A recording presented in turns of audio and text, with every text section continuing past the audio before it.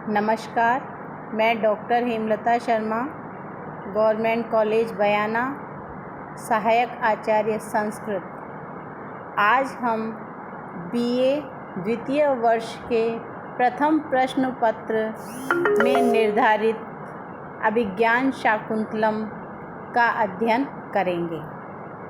महाकवि कालिदास विरचित अभिज्ञान शाकुंतलम की संक्षिप्त कथा वस्तु का अध्ययन करेंगे। संस्कृत साहित्य ही नहीं अपितु विश्व साहित्य का सर्वोत्कृष्ट नाटक महाकवि कालिदास द्वारा विरचित ग्रंथ अभिज्ञान शाकुंतलम है। कहा भी है, कालिदासस्य सर्वस्वम अभिज्ञान शाकुंतलम तथा काव्येषु नाटकम रम्यम तत्र रम्या शकुंतला आदि सूक्तियाँ इन नाटक के लिए सुप्रसिद्ध रही है। इस ग्रंथ में राजा दुष्यंत और शकुंतला के प्रेम, व्यापार, वियोग और पुनर्मिलन का वर्णन कालिदास ने 7 अंकों में किया है। महाभारत के आदि पर्व शकुंतलोपाख्यान की सीधी साधी तथा नीरस व शुष्क कथा को कालिदास ने अपनी प्रतिभा एवं अनुपम कल्पना शक्ति के द्वारा एक मनोरम स्वरूप अथवा आख्यान रूप में प्रस्तुत किया है। अभिज्ञान शाकुंतलम के 7 अंकों का विवरण निम्न प्रकार से है। प्रथम अंक में राजा दुष्यंत मृग का पीछा करते हुए कण्व ऋषि के आश्रम में पहुँचते हैं। वहाँ कण्व ऋषि आश्रम में उपस्थित नहीं होते हैं क्योंकि शकुंतला के किसी अनिष्ट की शांति अथवा निवारण हेतु सोमतीर्थ गए हैं।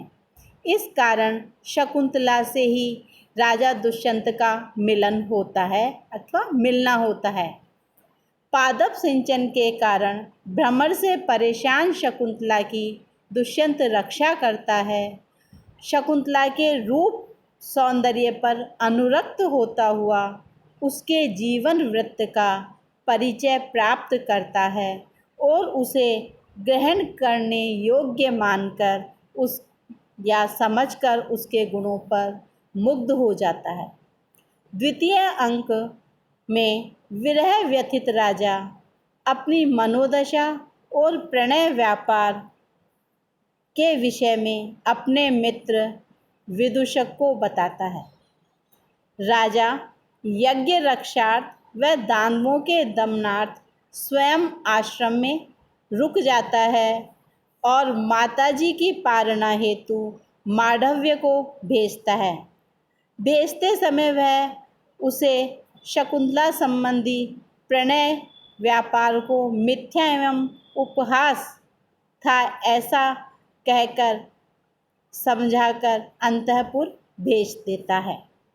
तृतीय अंक, इस अंक में दुष्यंत और शकुंतला की प्रणय पीड़ा, अस्वस्थता तथा शकुंतला के द्वारा लिखा गया प्रेम पत्र व शकुंतला के सामने अपने उत्कट मनोविकारों को दुष्यंत के द्वारा प्रकट करना, गांधर्व विवाह करना आदि का वर्णन है। चतुर्थ अंक में राजा दुष्यंत हस्तिनापुर लौटने से पूर्व शकुंतला को अपनी अंगूठी देता है और कहता है कि इसमें जितने अक्षर हैं उतने दिन में मैं तुम्हें अपने अंतःपुर में अपने किसी निजी व्यक्ति के माध्यम से बुला लूँगा। आतिथ्य न करने पर इधर दुर्वासा ऋषि शकुंतला को शाप देते हैं कि अवसर आने पर तुम्हारा पति, जिन्हें तुम इतना स्मरण कर रही हो, याद कर रही हो, नहीं पहचानेगा। अनुसूया की प्रार्थना पर दुर्वासा आश्वासन देते हैं कि अंगूठी दिखाने पर यह शाप निवृत्त होगा। कण्व ऋषि सोम तीर्थ की यात्रा से लौटते हैं। जब वह आते हैं तो आकाशवाणी के द्वारा उन्हें शकुंतला और दुष्यंत के गांधर्व विवाह का पता चलता है। साथ ही शकुंतला के गर्भवती होने का समाचार भी मिलता है। तब ऋषि अपने दोनों शिष्य शारंगरव और शारदवत तथा गौतमी के साथ शकुंतला को राजा दुष्यंत के पास भेजते हैं। शकुंतला वृक्षों, लताओं, पशु पक्षियों, मृग शावक सखियों और पिता से विदाई लेकर हस्तिनापुर के लिए चलती है। इस अंक में बड़ा ही भावुक व करुणायुक्त मार्मिक चित्रण प्राप्त होता है। पंचम अंक। इस अंक में शकुंतला जब राजा के अंतःपुर में पहुंचती है तो दुर्वासा के शाप के कारण राजा शकुंतला को नहीं पहचानता। शकुंतला राजा द्वारा दी गई अंगूठी को अभिज्ञान स्वरूप दिखाना चाहती है, किंतु जब वह मार्ग में आ रही थी तो शची तीर्थ में उसकी अंगूठी गिर गई। इस कारण से मैं नहीं दिखा पा रही हूँ, इस प्रकार वह कहती है, किंतु राजा उसे झूठा कहकर अपमानित करता है। तब वह अपमानित तथा करुण क्रंदन करती हुई, अत्यधिक विलाप करती हुई, रोती हुई शकुंतला जब वहाँ से जा रही होती है तो कोई दिव्य ज्योति पुंज उसे उठाकर ले जाती है।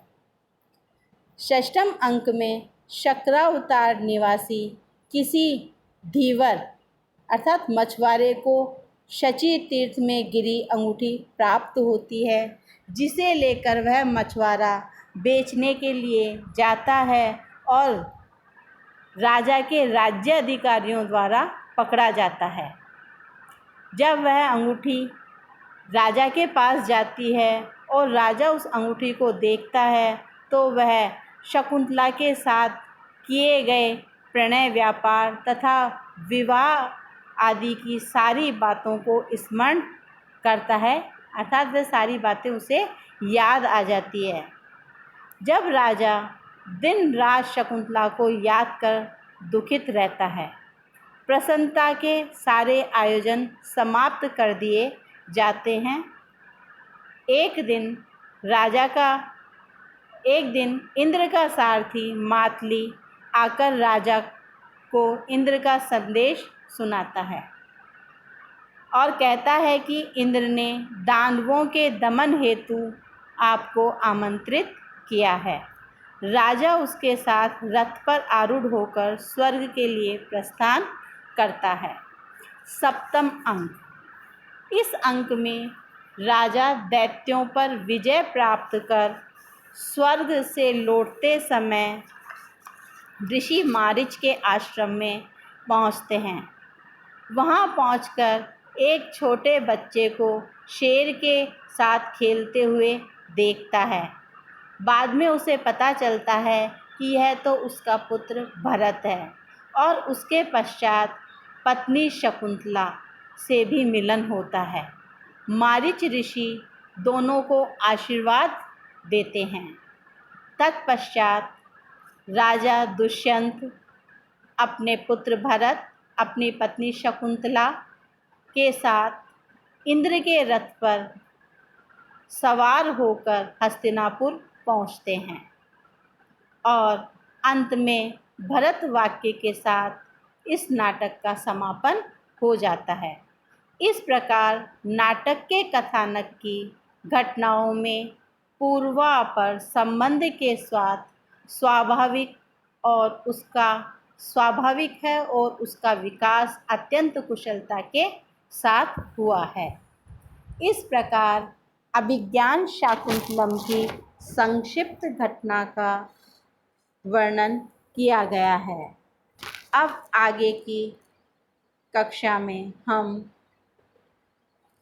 इस नाटक के चतुर्थ अंक के विषय में विस्तृत जानकारी प्राप्त करेंगे,